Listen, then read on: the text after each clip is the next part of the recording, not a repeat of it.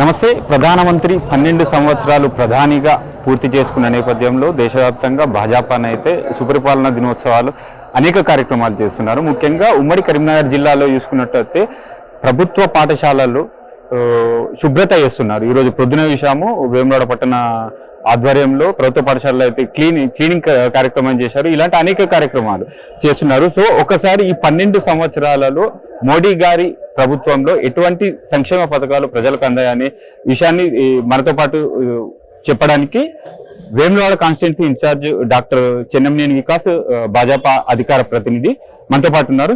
Sir నమస్తే sir. చెప్పండి sir, 12 సంవత్సరాల్లో మోడీ గారి పథకాలు ఏ విధంగా ప్రజలకు చేరారు?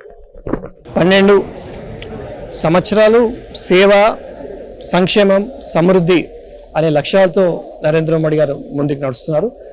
దాదాపు మరి మొన్ననే నరేంద్ర మోడీ గారు రికార్డ్ క్రాస్ చేసిండ్రు. భారతదేశ చరిత్రలో ప్రజాస్వామ్యంగా ఎన్నికైన ప్రధానిగా ఒక రికార్డ్, ఎక్కువ రోజులు ఉండే రికార్డ్ నరేంద్ర మోడీ గారు మొన్ననే క్రాస్ చేసిండ్రు.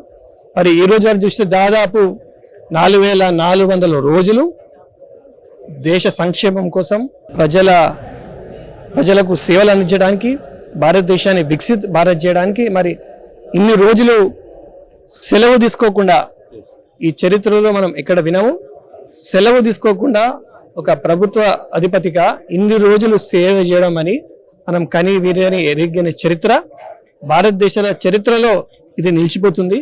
ఇది సామాన్యమైన విషయం కాదు. ఖచ్చితంగా భారతదేశాన్ని వికసిత్ భారత్ చేయడానికి, మన సమస్యలన్నీ తీర్చడానికి భారతదేశంలో పుట్టిన ఒక అభినవ శివాజీ కారణ జన్ముడని మనం భావించాలి. ఎందుకంటే ఈ స్టామినా, ఈ డెడికేషన్, నిస్వార్థంగా సేవ మనం చూడము, ఇది మన అదృష్టంగా భావించాలి. ఈ 12 సంవత్సరాల్లో ఎన్నో పథకాలు పేదలు, రైతులు, మహిళలు, యువజనులు, పరిశ్రమలు, మౌలిక సదుపాయాలు రంగాల్లో అభివృద్ధి చేసుకుంటూ మేజర్ ఒక చారిత్రాత్మక సంస్కరణలు కూడా మనం చూసాం.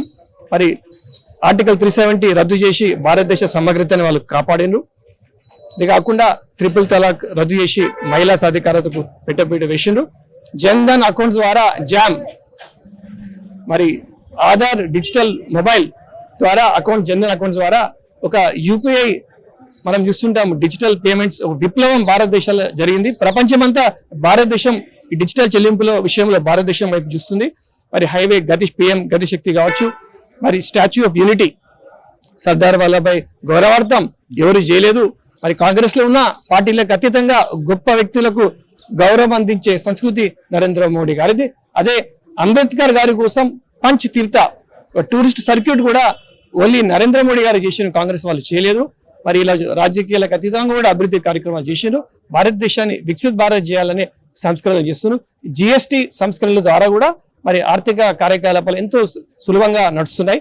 అది విచిత్రం ఏంటంటే నరేంద్ర మోడీ గారి కాలంలో పన్ను మినహాయింపు దాదాపు 12 లక్షలు చేసినా పన్ను కట్టే వారి సంఖ్య దాదాపు 4 కోట్లు ఉండే 8 కోట్ల వారు పెరిగిందంటే ఆర్థికంగా ఎదిగింది. పన్ను కట్టే వాళ్ళు ఎక్కువైనా అంటే నరేంద్ర మోడీ గారికి మనం పైసలు ఇస్తే అది కరప్షన్ కు, అవినీతికి పోవు, దేశ అభివృద్ధికే నరేంద్ర మోడీ గారు దానికి వాడతారని నమ్మకంతో నరేంద్ర మోడీ గారు అంటేనే విశ్వాస్ వికాస్ और గరీబ్ కళ్యాణ్ అనే సిద్ధాంతంతో నరేంద్ర మోడీ గారు పోతున్నారు. ప్రజలు కూడా నరేంద్ర మోడీ అంటే చాలా నమ్మకం. ఎక్కడైనా నరేంద్ర మోడీ గారికి వాళ్ళు ఓట్ బ్యాంక్, ప్రజల దగ్గర ఒక ఫిక్స్డ్ డిపాజిట్ లా నరేంద్ర మోడీ గారికి ఓట్ బ్యాంక్ వారు ఉంది.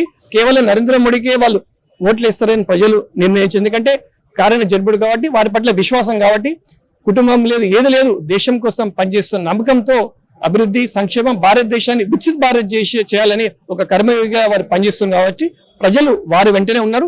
రాబోయే కాలంలో కూడా ఎన్నో మంచి కార్యక్రమాలు చేసి మరి భారతదేశాన్ని విశ్వగురు చేస్తారని మనకు నమ్మకం ఉంది. వారికి అందరూ మనం సపోర్ట్ చేయాలని కోరుతున్నాం.